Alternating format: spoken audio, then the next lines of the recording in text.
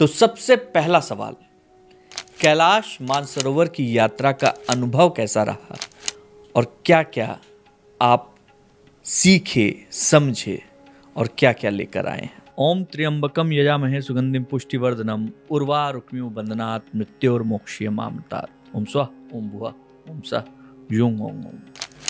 हर हर महादेव। यकीनन कैलाश मानसरोवर की जो यात्रा है वो अपने आप में एक यात्रा कहिए या फिर जिंदगी का एक पड़ाव कह लीजिए। अगर आप वाकई भोलेनाथ में आस्था रखते हैं, अगर आपको यकीन है कि सृष्टि का एक आधार बिंदु, आधार केंद्र जो है वो कैलाश मानसरोवर है, तो यकीन मानिए आपको वहां जाकर जो अनुभव होगा वो आप शब्दों में नहीं बयां कर पाएंगे। ये महादेव की बहुत अनुकंपा रही, कृपा रही कि मुझे इस बार जब 2025 में कैलाश मानसरोवर की यात्रा शुरू हुई तो मुझे वहां जाने का मौका मिला। और सामने कैलाश के ठीक कैलाश पर्वत के ठीक सामने बैठकर मैंने बहुत सारी बातचीत की, महादेव से बातचीत की। ये अपने अपनी श्रद्धा, अपने अपने मन का विश्वास है। तो अपने अनुभव के बारे में मेरे से पूछा गया कि आप अपने अनुभव के बारे में बताइए। तो मेरा अनुभव बहुत अच्छा रहा और मेरी जो यात्रा शुरू हुई थी वो यात्रा शुरू हुई थी लखनऊ से। और इस यात्रा को विजिट्स कैलाश, दिल्ली में एक संस्था है विजिट्स कैलाश की तरफ से ये यात्रा शुरू की। ये यात्रा मेरी उनके थ्रू की गई थी और visitskailash.com पे जाके आप इसके बारे में और जानकारी ले सकते हैं। तो लखनऊ मैं सबसे पहले पहुंचा और लखनऊ से फिर बाइक कार हम लोग नेपालगंज पहुंचे। नेपालगंज में वहाँ पे डायमंड होटल है, कल्पतरु है, वहाँ पे आपको रुकने की अच्छी व्यवस्था की गई थी, वहाँ आप रुकते हैं। अगले दिन आप वहाँ से उठते हैं और नेपालगंज से सीधे पहुँचते हैं सिमिकोट। सिमिकोट जाने के लिए जो नेपालगंज है वो नेपालगंज की छोटी छोटी फ्लाइट्स चलती हैं जो मॉर्निंग के समय में ही चलती हैं, क्योंकि दिन में कई बार वेदर ख़राब हो जाता है तो उतना ज़्यादा फ्लाइट्स दिन में रहती नहीं हैं, चूँकि फ़्लाइट छोटी होती हैं।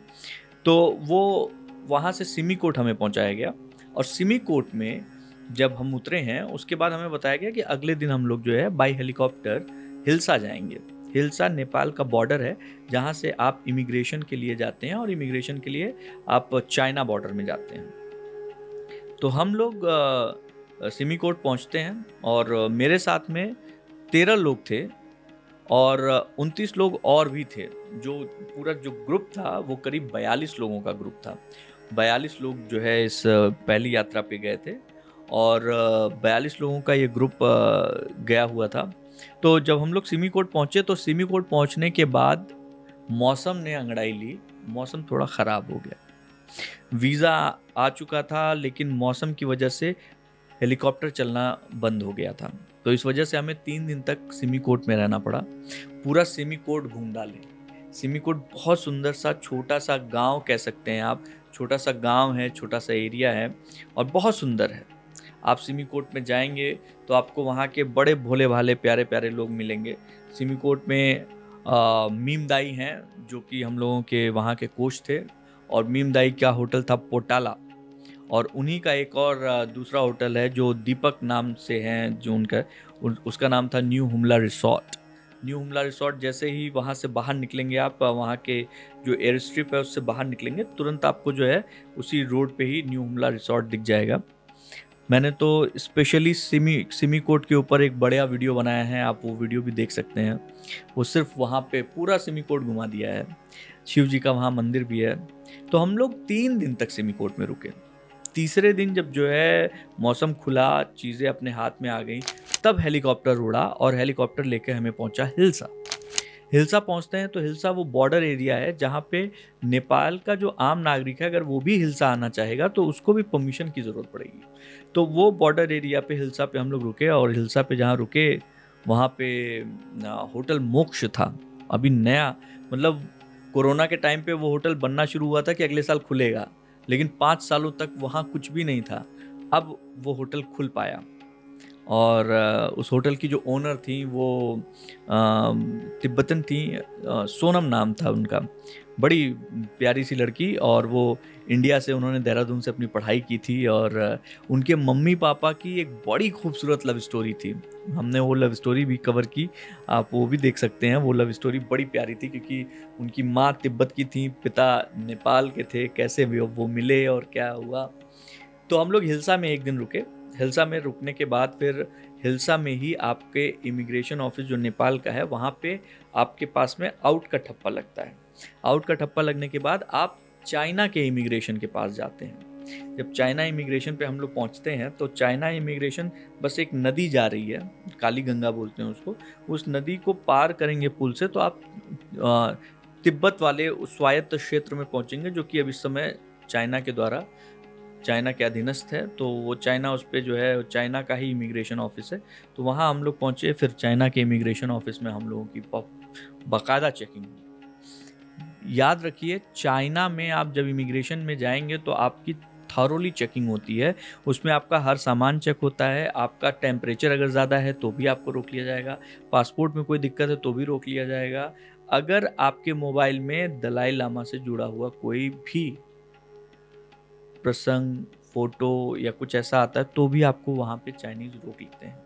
पुलिस, चाइना की पुलिस आपको रोक लेती है, आपसे पूछताछ करती है और फोटो डिलीट कराती है। एक मोबाइल के अंदर कम से कम 2-2 पुलिस वाले लग के वो सारी फोटो आपकी चेक कर रहे होते हैं थॉरोली। कम से कम 10 मिनट देते हैं वो, 10 से 12 मिनट सिर्फ मोबाइल चेक करने के लिए, बाकी सामान के लिए अलग से। तो बहुत अच्छे से पूरी चेकिंग हुई। और उस चेकिंग के दौरान जब मैं वहाँ पहुँचा था तो मेरा शरीर थोड़ा गर्म था, मुझको किनारे कर दिया गया।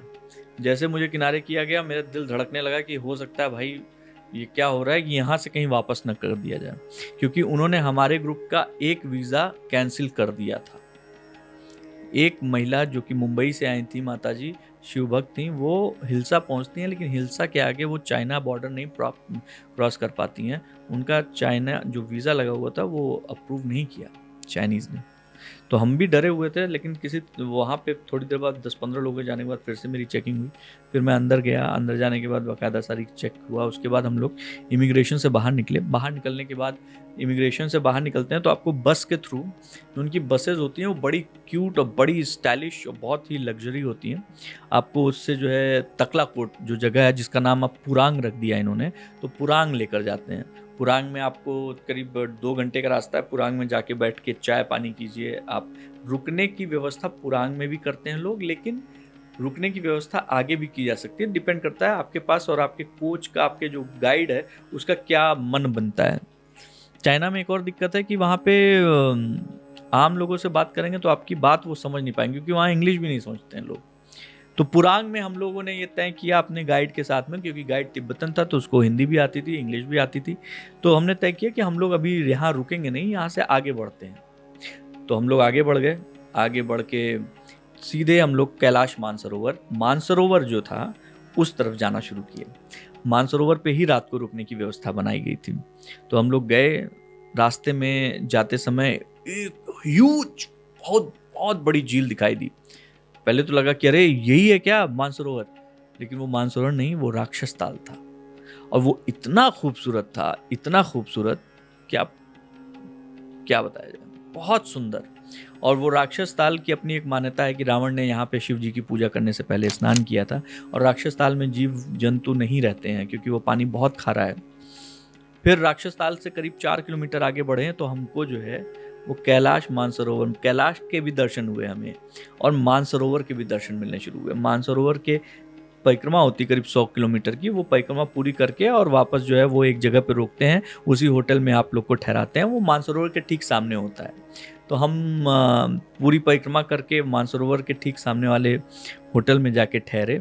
और रात हो गई थी, करीब 11-12 बज गया था, क्योंकि यहाँ पे 10 बजे तक, शाम के 10 बजे तक आपको दिन रहता है चाइना में, तो आपको दिखाई पड़ता है, लेकिन 11-12 बजे तक अंधेरा हो जाता है। तो हम लोग वहाँ पहुँचते हैं और जहाँ रुकते हैं उसके ठीक सामने हवा जो आ रही थी, उससे पता चल रहा था कि सामने कुछ तो है, समंदर है, झील है, कुछ तो है जिसकी वजह से बहुत हवा आ रही है। और अच्छा सा होटल था, बढ़िया। वहाँ पे रुके, खाना वाना खाया, और सुबह सुबह जो है वहाँ पे कैलाश मानसरोवर झील के पास में पहुंच गए। करीब 6:30 बज रहा था और ठंड काफ़ी थी। वहाँ पहुँचते हैं, वहाँ पे स्नान किया और स्नान कैलाश मानसरोवर में, मानसरोवर झील के अंदर अब उतरने का परमिशन नहीं देते हैं। अगर उतरना भी है तो केवल पैर वैर जो है भीग जाए, लेकिन वहाँ पे ये भी नहीं मिला। और वहाँ चाइनीज़ पुलिस खड़ी थी, तो उनका कहना था वहाँ बाल्टी और मग्गा दिया गया, इससे आइए, इससे नहाइए बाकायदा, नहा के और उसके बाद आशीर्वाद प्राप्त कीजिए। तो हम लोगों ने भी वैसे ही मानसरोवर का जल निकाला, जल से जो है स्नान किया। स्नान करके उसके बाद फिर अद्भुत आनंद था वो। बहुत सारे लोगों ने स्नान नहीं किया, लेकिन जिसने जिसने भी स्नान किया मज़ा आ गया बहुत। मतलब अब तक की जितनी भी थकान थी सब दूर हो गई थी। स्नान करके वापस आए, वापस आने के बाद नाश्ता किया और उसके बाद वही गाड़ी जो है वहाँ से निकल गई। वो गाड़ी निकली वहाँ से, तो हम लोग को वो गाड़ी दार्चेन होते हुए सीधे पहुँचा दिया उसने यमद्वार पे। यमद्वार वो जगह है जहाँ से कैलाश मानसरोवर की परिक्रमा शुरू होती है। तो यमद्वार पहुँचे, यमद्वार पहुँचने के बाद यमद्वार पे लोग पूजा करते हैं। ऐसी मान्यता है कि वहाँ पे यम खुद बैठे रहते हैं, यमराज, जो आपके हिस्से का लेखा जोखा करते हैं। और यमद्वार पार करके आप अपने ये जो जीवन मृत्यु का जो ये पूरा संचालन जिस तरीके से यम करते हैं, उसमें आप अपने आप को, आपको कुछ ना कुछ ऐसी चीज़ें मिलती हैं जो आप शब्दों में बयान नहीं कर सकते। वो यमद्वार इकलौता एक, कह सकते हैं आप, एक माध्यम ऐसा है कि चूंकि वो उसके आगे की जो जर्नी है ना वो बहुत ही निर्जन थी, कैलाश परिक्रमा वाली। तो हम लोग यमद्वार पे पहुंचे। यमद्वार पे पहुंचने पे घोड़े नहीं मिले, क्योंकि हम लोग का फर्स्ट बैच था, तो घोड़ों की व्यवस्था नहीं थी। घोड़े और पोर्टर मिलते हैं। पोर्टर आपके छोटा छोटा बैग होता है, वो लेके चलते हैं। पोर्टर के लिए 1200 युआन देना पड़ता है और घोड़ों के लिए 4000 युआन देना पड़ता है। 4000 युआन में घोड़ा और पोर्टर दोनों शामिल होता है, लेकिन सिर्फ पोर्टर लेते हैं तो 1200 युआन देना पड़ता है। युआन वहाँ की करेंसी है। 1 रुपये मतलब 12 12.5 रुपये इंडिया का, तो 1 युआन चाइना का। अभी यही चल रहा था। तो हम लोग पोर्टर करते हैं। पोर्टर करने के बाद फिर हम लोग पैदल आगे निकलते हैं और 12 किलोमीटर की यात्रा पहले दिन की थी डेरापुक तक, और वो 12 किलोमीटर की यात्रा हम लोग पूरी करते हैं। करीब 8 घंटे के आसपास लगते हैं। पूरा एरिया एकदम शांत, निर्जन, केवल पानी के बहने की आवाज़ और कहीं कहीं पे ओम का